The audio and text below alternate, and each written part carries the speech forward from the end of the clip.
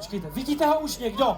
Vidíte ho někdo? On totiž někdy nad tím hypermarketem, že by se... Ne, ještě to bylo málo, takže naposledy 3, 2, 1, teď!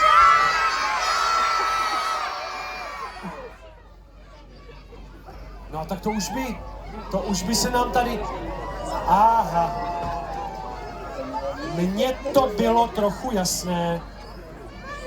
On nám Santa asi trošičku zahloubal, protože přímo tady je ta Santova ložnička. Ahoj, Santo. Ahoj, děti. Děti, zamávejte Santovi. Pozdravte ho teda. Santo, ty jsi tady velice populární. Santo, zeptám se tě krátce, jaká byla cesta? Cesta byla dlouhá.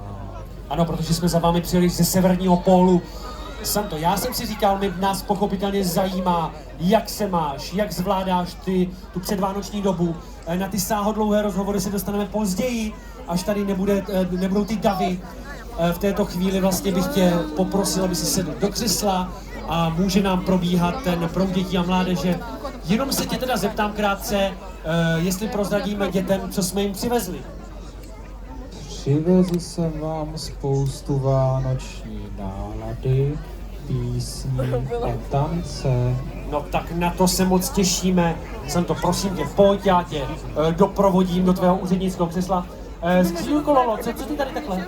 Ty čekáš na večeři? Já tady čekám, kdo se náhodou někdo chtěl třeba vyfotit. Aha, tak to se zeptám. Je tady mezi váma někdo, kdo by se chtěl vyfotit se Santou? Jo. A je tady někdo mezi